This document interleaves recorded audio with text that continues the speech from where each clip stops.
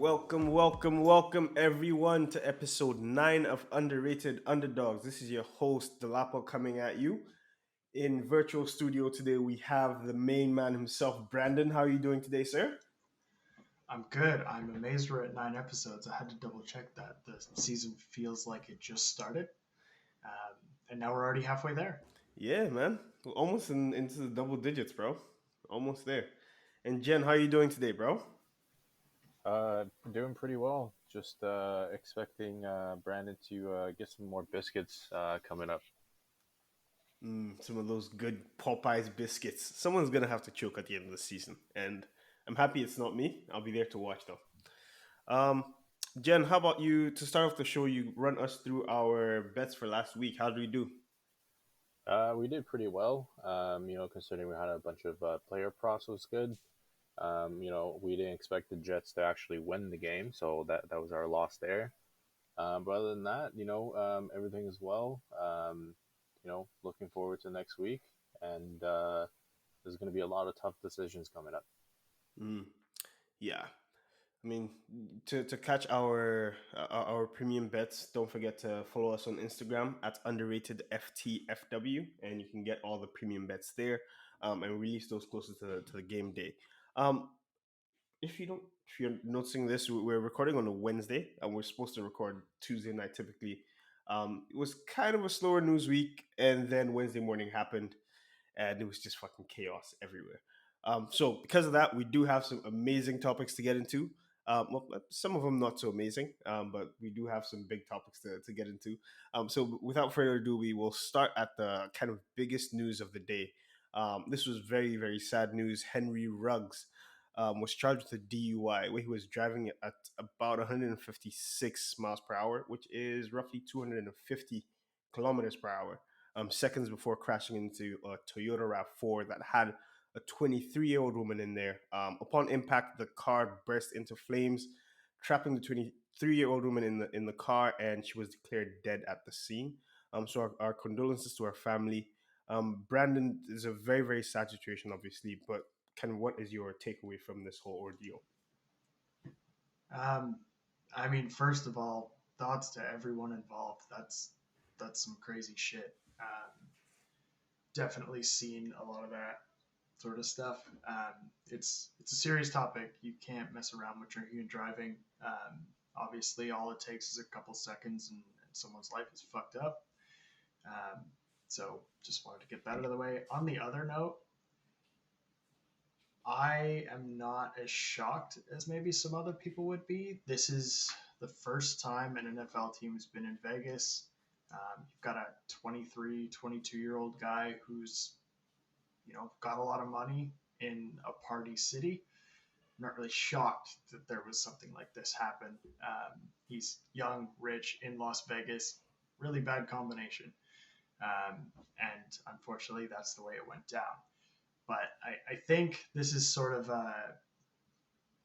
not a pattern, but I feel like there's a lot of talk of people in the NCAA getting sort of a gold treatment or having things get hidden when they shouldn't because the NCAA is so big in the US.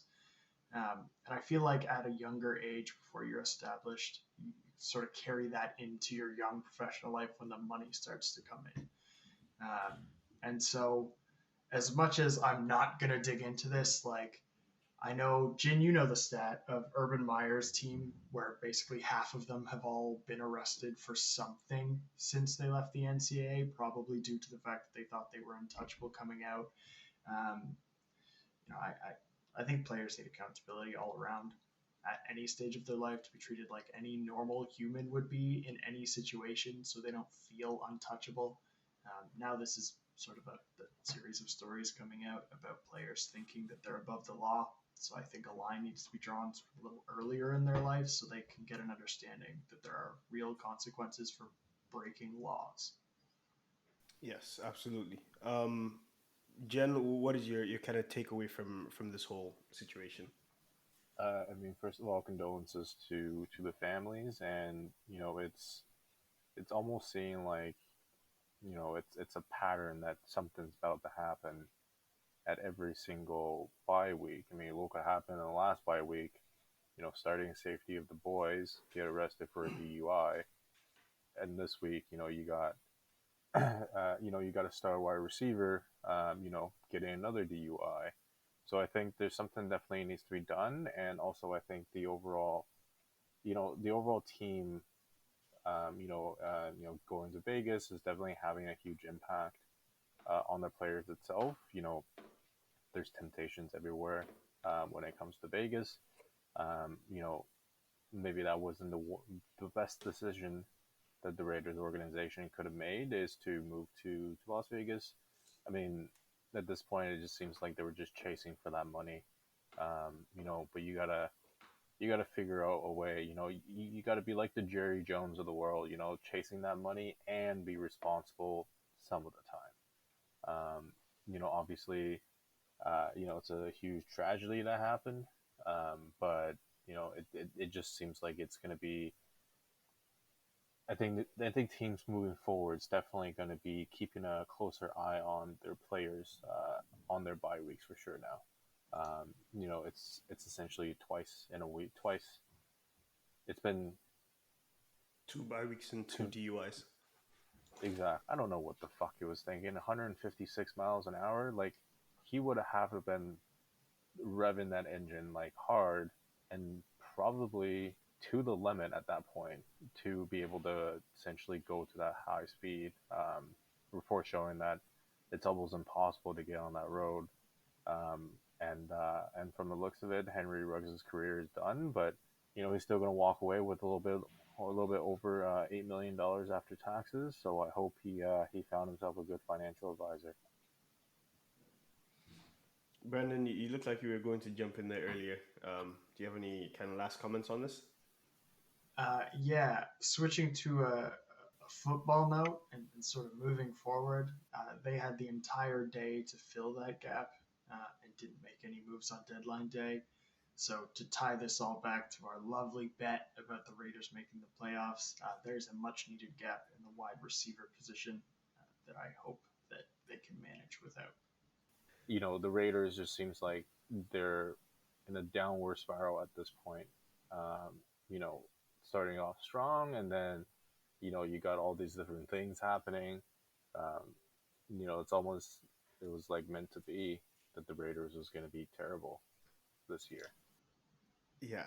Um, just kind of final closing thoughts on this. Just our thoughts and condolences to the family. I know the name of the woman that was in that car hasn't been released, so we don't know, the family that we're praying for, but we just keep them in our thoughts and our prayers. But moving on to some, football related. Well, this is still football related. Moving on to actual football. Odell Beckham Jr. and the Cleveland Browns have been having some issues lately. The star wide receiver, at least once a star wide receiver, is having a career low year pretty much across the board. His targets per game, catches per game, yards per game, pretty much are all at a career low. And this week, Odell Beckham Sr., so Odell's dad, posted a series of plays where OBJ was wide open or was open and either wasn't targeted by Baker Mayfield or just the throw was completely missed. And this obviously didn't sit well with the head coach of the Browns, Kevin Stefanski. Because of that, he told Odell to take the practice off. And this is coming out on Wednesday morning. So with the trade deadline already gone, um, Jen, I want to hear from you here. What are the options for the Browns moving forward, and what are the next moves with this Odell Beckham Jr. situation right now? What they should have done is did what like the Broncos did, pay for his most of his salary, trade him away, essentially buying draft pick somewhere else. An ideal place would have been something like the Saints, or even Las Vegas at that point.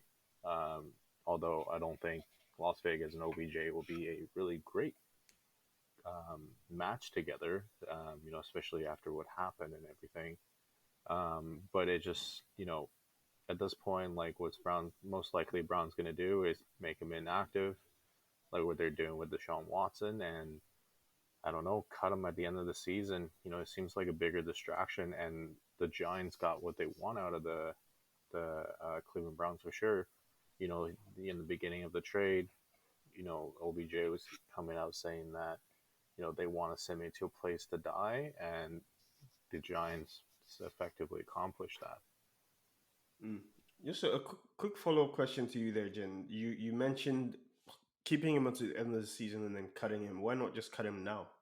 Uh, well, there is, if I was an NFL GM, um, if I cut him now, I put him on waivers. Obviously, nobody's going to take him, and then he's free to sign whenever else um, with any other team. I'm still going to eat the cap money at that point. He might sign up to another, to one of my competitors, like the Ravens, for example. They were shopping for our receivers at the end of last season. If I can just put him on the ice until the end of the season, see how my season's going, and if I do need him, I'll activate him. If I don't need him, I'll inactivate him. And at this point, it just seems like it's something that the Browns shouldn't just cut him right away. Maybe just put him on ice. Yeah, Brandon, what are your thoughts on this OBJ situation, and where do you think the Browns go next? Look, if they hold on to them until the end of the season and just don't let him get a chance to do anything else, I hate that teams are doing that, um, because you're potentially sacrificing any chance he has of revitalizing his career and just not letting him have success elsewhere by holding him off the squad here.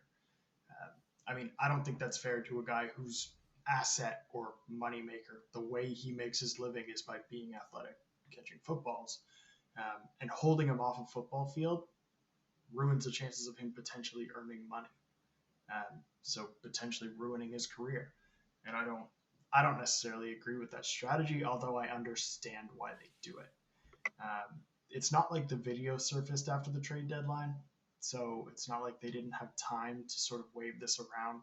And if he ends up going on waivers, that's the Browns' own fault for not getting any assets in return. Because there are teams, I mean, sure, he's got a bit of an attitude, but the scale of talent versus toleration is in his favor, I think, in a good system or with a QB that can aim or see open receivers. I have a hard time believing that nobody would have put in an offer for him. I know for a fact that the Patriots could use a number one receiver, and he might fit in pretty well in that system. We know they've got an accurate quarterback. But to talk about him in the Browns versus the Giants, you mentioned he's having a career low year. His entire stint with the Browns has sucked compared to the Giants. He's down almost half in targets per game, catches per game, yards per game. He's not playing well under this system. This experiment failed, and they just need to cut their losses and move on. Regardless of the money thing, $8 million is not a ton of money to pay a receiver, and he's not due any guaranteed money at the end of this year, so there isn't really a huge cost to get rid of him. I think they should just cut him loose now that they didn't get any assets for him. Let the man play some football, potentially earn some money, and go somewhere where he wants to be. This obviously didn't work out. Everybody's seeing that. If your coach has sent you home from practice, there's like certain parts in a relationship where it's just too far to come back, and this seems like one of them. So just let the man go. Let the man go try to earn his living back. Take the money. Let him try to earn that next contract and just move on. You did well without him last year. Very true. Yeah, and I'm just pulling up the stats from when the trade was made and also what the Giants got out of it. Um, I mean, to be honest, I think the Giants also got shafted in the trade as well. They used their first round pick on Dexter Lawrence, which has been okay, but he never lived up to the expectation. And then as well as for the third round pick, he's still developing, but it seems like now he's down on a more of a backup role now. Um, and then as well as the guard that they picked up, you know, he played every single snap, but you know, the Giants' offensive line sucks in overall. So I think, it was a lose-lose trade. I think that um, you know, Cleveland didn't necessarily gave up too much for this experiment, even though it it was a first round pick and a third and a starting safety. If the Rams have taught us anything, it's that draft capital ain't shit. Mm. Unless you're drafting like, Tom Brady in the 6th round, or those will make sense. But I think the Rams are at this point like, I think the Rams are just like, they don't care about what their futures are, and if they lose in the first game of the playoffs, I will be laughing my ass off because they will be fucked. Hey, before we get to the Rams, there's one more topic that we can I kind of want to fit in the middle there. This is pertaining to the Washington football team and the open investigation that has been kind of ongoing for the past couple of months. So owners now are calling for a full release of the of the tapes of the emails from that investigation. This is the same investigation that six and over 60,000 emails or 30,000 emails, and led to the firing of John Gruden. Um, Owners of the league, or owners around the league rather, are saying that John has been kind of scapegoated and would like to see what else has been said in those kind of email exchanges. Um, Obviously, the NFL is in a weird spot right now. So, Brandon, I want to come to you here. What do you think will actually happen with the owners pushing back on this? Honestly, you know what I think will happen? Just like the league does every single time there's controversy. They just throw it under the rug, give you a misdirection, and just hope it goes away. It's pretty much what they've been doing for a long time. There's been a series of controversies that you can't remember because the NFL has a really good PR department. Um, so I think this will be the exact same thing. But this is all started by Mark Davis. Obviously, he's the one who had to fire someone he liked because of a completely unrelated incident. An investigation on the Washington football team, and the person who takes the blame didn't even work for the NFL at that time. He worked for ESPN. So this is clearly some sort of misdirection in my head to sort of take it away from Dan Snyder, who merely got a slap on the wrist. Basically was told he had to co-CEO with his wife, so he's still pretty much in the driver's seat, and the half control goes to someone who lives with him, which is not really any sort of punishment at all. So I don't think they're going to release anything. I'm on the side of Mark Davis. Like, if you're going to throw somebody under the bus, you might as well just release it all, let everybody have at it, and see what happens. Clearly, something is being hidden that Roger Goodell doesn't want to get out. It's just weird to see the owners not on a united front. Usually, they're all standing together. I think this will die with the rest of the NFL controversies that typically do, but I don't like to see that.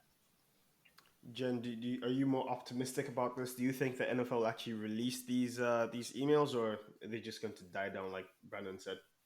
Oh hell no, they're gonna die down, and especially if if if there's Jerry Jones coming out saying that the leagues have done well, then that you damn know for sure that Jerry's involved. Like, he's involved with that stripper a couple of years back.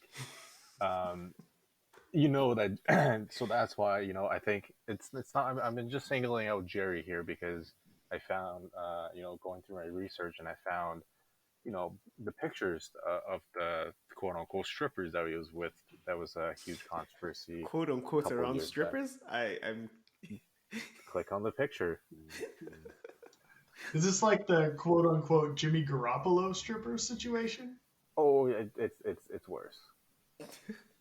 Where do you he find actually these? he actually let these pictures to be taken. So that's what I'm thinking. Jerry has some role in it. Obviously, he doesn't want to tarnish what he has built up, and NFL obviously doesn't want to do that either, because obviously there's a lot more damaging information that's on those emails, and they're just gonna sweep it on their rugs. And I hope you guys enjoyed those pictures. Look, unless John Gruden is an absolute moron, like, somebody else is involved in this. Because what do we think? He was just emailing misogynistic slurs to someone and wasn't getting a response, and then was like, oh, maybe he didn't read it. I'm going to copy and paste it and send something more misogynistic and see if I can get a reply. Like, obviously, there was somebody else involved, Yeah. unless he was just emailing into the abyss like random slurs. But I mean, Like, yeah, who was that's receiving those emails, and why and didn't that person out him earlier? also like if they weren't responding, was he just like having a conversation with himself? And the 650,000 emails are all John Gruden emailing random GMs slurs of various kinds. Like, what is happening? Yeah. um, so obviously, there's other people involved. And I don't think it's any shock to anybody that there's other people involved. I think we're all pretty used to the NFL covering stuff up that could potentially harm their own image. And the fact that John Gruden didn't work for the NFL at the time is a pretty good reason to go after him for that, because it wasn't the NFL, it's John Gruden, who wasn't associated. And so he somehow took the scapegoat. Which I need to somehow remind people that Dan Snyder was accused of sexual harassment 100 times. You're shouting into the same abyss. You're also talking about an owner that bought a team that's literally named. I'm not trying to be racist here, but the Redskins. Like that is the most racist name, formerly the most racist name of any sports league in the world. I mean, even the Indians, the Cleveland Indians, are changing their names because that's also something that they need to work on in the MLB. So Yeah. You know what?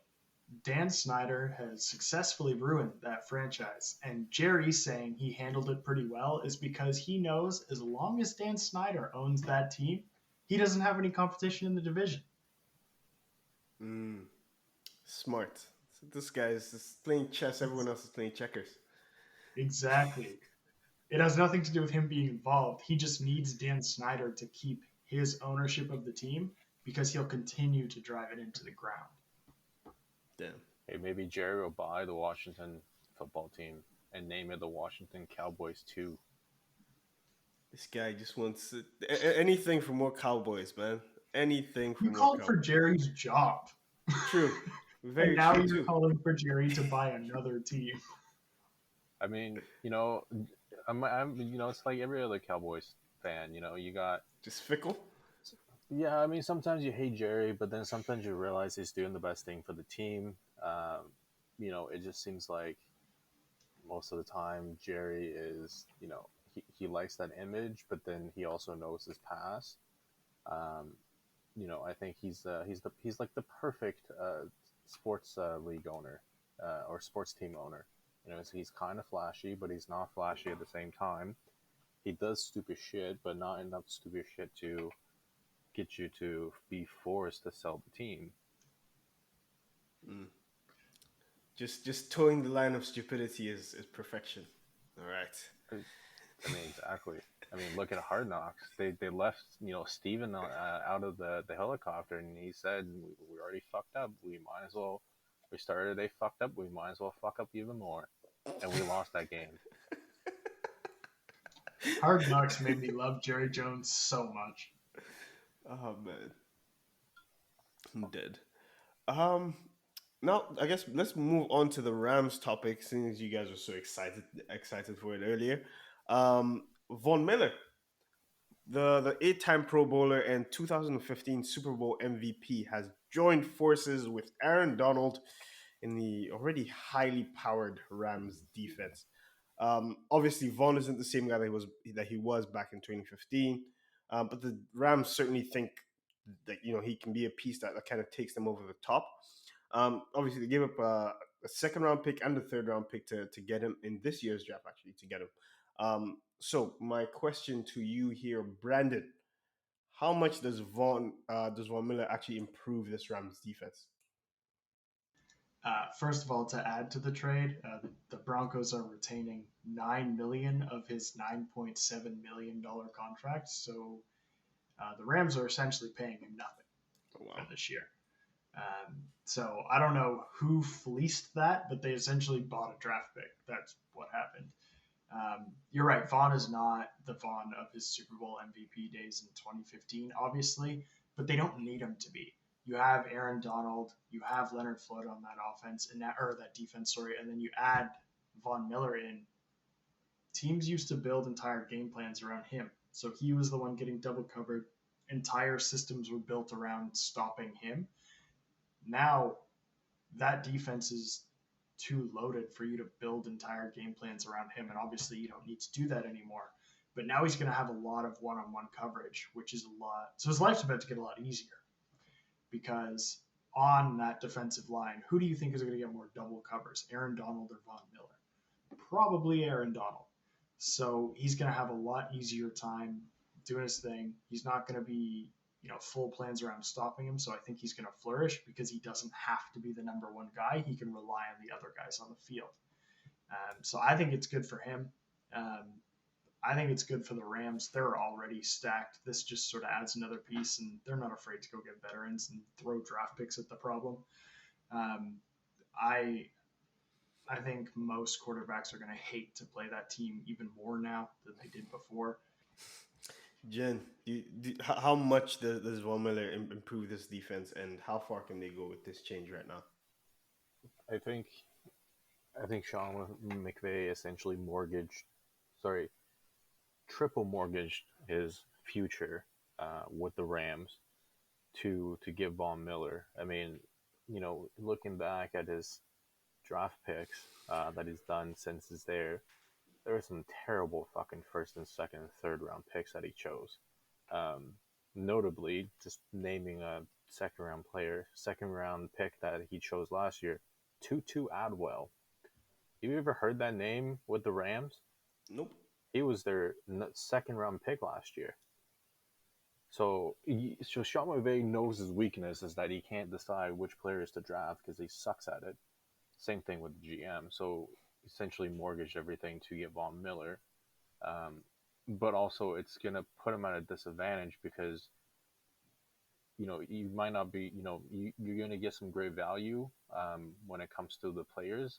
But the most important things as well is that you can't fulfill in free agency is rookie contracts. So, if they screw up this year, they don't make it to, the Super Bowl or win it, or at least to the NFC Championship game, then they have lost this trade for sure. Essentially, the Denver Broncos spent $9 million to buy a second and third round pick. It's most likely, like a third and fourth round if you think about it. If the Rams are going on the run, they're going to be at the lower totem pole of the draft picks, the draft orders. So, it just seems like they're trying really hard to be at it, but also Von Miller might be good, but he's most likely not going to play every single snap. I mean, he did sit out last year, due to injuries and everything. So there's always that injury proneness that comes with an older player. God forbid Von Miller goes down for the rest of the season. The Rams essentially, sold the picks for pennies on the dollar. This team is Super Bowl or bust. Like, they've mortgaged all of their draft capital to get the team that they have right now. I don't think, Jen, maybe you can verify this, but I'm pretty sure their next first round pick is like 2027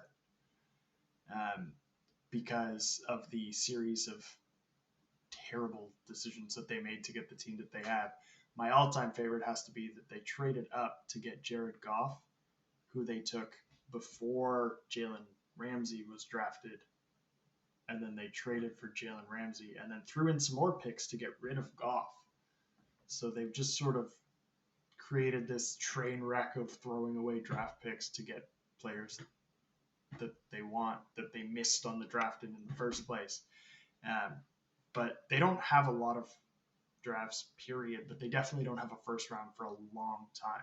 So if they don't win a Super Bowl this year or next year, they're going to end up with aging talent and no draft picks to replace it, and they're going to suck for a very long time after that. Don't forget the salary cap as well, because all the older players would carry a higher salary cap amount. So they could be in the same situation as the Saints is having a projected negative $50 million against the cap next year. So, and that does not include the voidable contracts that's coming from Taysom Hill as well as Mr. 30 for 30 there. Um, and plus all the other, they're essentially buying to it's essentially Super Bowl win, or even if they win a Super Bowl, great, congratulations, you mortgage the team, but you're gonna suck for the next 10 years.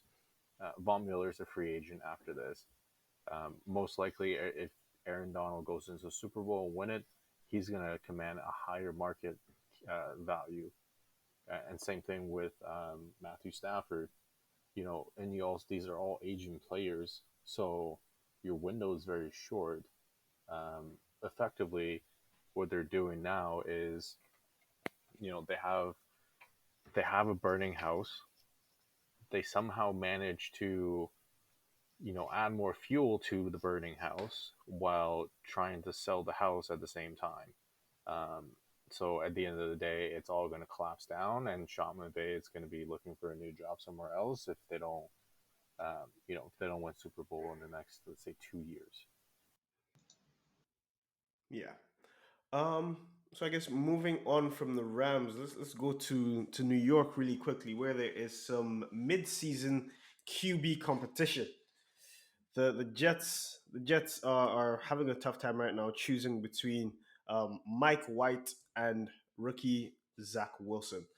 Mike White had an amazing game against the Bengals this weekend, throwing for over 400 yards and completing over 80% of his passes. The rookie Zach Wilson, on the other hand, has not hit any of those feats this season. And head coach Robert Saleh, I believe is how you say his name, said anything can happen when asked about the starting QB position. So Jen, I'm coming to you here. What is the best move for the Jets at QB right now? Sign Mike White to a small extension as a safety measure in case Zach Wilson is a bust, after, all we've seen. I just want to quickly say shout out to the Cowboys organization for, at least taking a chance of Mike White in 2018. He was drafted by the Cowboys, but obviously we did get a better backup quarterback in Cooper Rush that went undrafted than Mike White. So best of luck to Mike White in New York. If you suck next game, nobody's gonna know your name anymore. Brandon, what move would you advise the Jets take right now? I don't know what Saleh is doing. Anything is possible if White continues to thrive. Bullshit. You're going to mortgage your second overall pick in Zach Wilson for a third year backup. I'm calling your bluff. You are. I don't think ownership will let you bench your second overall pick for a third round backup. Regardless of performance, you mortgage a heavy draft capital on him.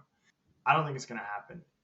There's a ton of times when somebody who doesn't have a lot of tape or somebody who doesn't play often can thrive in a game because there isn't a lot of tape, so you don't have a lot of time to study him, and that can impact the outcome of a game. I know that's something talked about a lot in the sports analyst world. So it is possible that he is a one-hit wonder because there's no film. And he did play good. Like, I'm not discounting the fact that he played great in the NFL, but I think the idea that you're going to start a QB competition with the second overall pick versus a late round pick who's been in the league for a couple of years and get away with it is just complete shit. There's no way anybody's going to let him do that, even if he wanted to, which I don't think he does. Um, Zach Wilson's played, what, 6 games in the NFL? I don't know how that could possibly be enough of a sample size for you to be like, yeah, he's probably a bust, even though I know he hasn't played great, but he also plays for the Jets. So um, I don't think it's a QB competition. I know he said anything is possible, but sorry, Rob, they're not going to let you do that. Zach Wilson is your starter. Look what happened to the Arizona Cardinals before Kyler Murray. Josh Rosen was a top 10 pick, and he got kicked out of there after, a year to get traded to next to nothing. I definitely think anything can happen, and also I'm so confident in that I will bet you an order of Popeyes that the Jets will cover their spread this week for tomorrow. They're playing the Colts. Yes, What's the spread? 10.5. I'll even do you one better at 7.5. You say the Jets will cover 7.5. 7.5. You know what? Ooh. I've preached the Wentz comeback train all year long. I'll take it. Ooh, All right. shit. All right. It Nice. is then. So what's the order gonna be? Just so I know. Any In ideas? order, I mean, what, three or About four standard piece lunch order? Yeah, something like that. 3 4 piece. with All right, nice. With a biscuit and a drink, some fries. That's a nice healthy diet right there. Popeyes, what are you waiting for, bro? Just slap the sponsor on here, and that way we've been giving you guys shout outs for how many episodes? 9 episodes so far? Come on, get your shit together. On to the final topic of the day. This one is kind of sad. Derrick Henry. Oh, the quarterback, I almost called him. The star running back for the Tennessee Titans went down on Sunday with a potentially season-ending injury to his right foot. This happened on Sunday's game against the Colts. The Titans have since gone ahead and signed Adrian Peterson to help fill that void. But obviously, Derrick Henry being the star and the star of that offense um, will have a huge toll on this team. So, Brandon, I want to come to you first. What does this injury mean for the Titans season? You know, the first thing I went to for this was their schedule, um, and to try and see, how tough are we looking in the second half of the season for the Titans. Um, they're in the AFC South, so the answer to that is not that hard. They're going to play the Dolphins. They play the Jaguars one more time. They play the Texans twice still. Um, and the Texans are so great. They scored 8 points in the entire month of October. God, Yeah, exactly. So that's the level of difficulty of their schedule. They do have competition. some tough games mixed in sell there. the Yeah, team. exactly. Stop calling for people to randomly sell the team. I think with the signing of Adrian Peterson, obviously you're not going to get a second Derrick Henry off of that. But this team is heavily revolving around the run. That's no surprise. Derrick Henry is obviously the number one leader on that team. So they do need someone strong in the backfield to take it. I don't know how Adrian Peterson will fare, but I think Tannehill's good enough that they can sneak by and at least get a wild card position. Um, I would find it hard for them to lose their division though, because it's the Colts who got stuck off with a bad record in the beginning, the Texans who might score one more touchdown before the end of the year maybe, and the Jags who might pull off a second win. So I mean, it's not like you're fighting in this year's AFC North and every team has like 4 or 5 wins going in. They're on top of the division by a lot of games, and I don't think they have to worry about it. I think they'll sneak into a playoff spot and he'll come back for them. My biggest worry is that injuries in running backs don't tend to go away. They tend to nag for a very long time. And I wonder if we've seen the best of Derrick Henry because of that. I I hope not. I hope he comes back from this injury and pulls an Adrian Peterson and comes back stronger from a season ending injury. But if it is a long term injury, this could be a huge deal for the Titans. But I think they'll make it into a playoff spot. Hopefully he'll be back in time for the playoffs, and maybe they can win a game or two. Jen, what do you think the impact of this Derrick Henry injury is on this Titans rest of the season? I think the rest of the season, I think they'll do fine with Adrian Peterson. They have a pretty solid, offensive line. They got playmakers all around. Um, but it definitely gives me concern that Derrick Henry, might not come back to be a great running back. I mean, just look at it from the Titans' perspective. They signed him to a quote unquote 4-year contract extension. But at the end of the day, um, you know, uh, this is the last year that he's going to be attached with, a lot of dead cap space. So I think, if it doesn't come back like what he's supposed to, then, I think the Derrick Henry days are going to be gone uh, from the Tennessee Titans.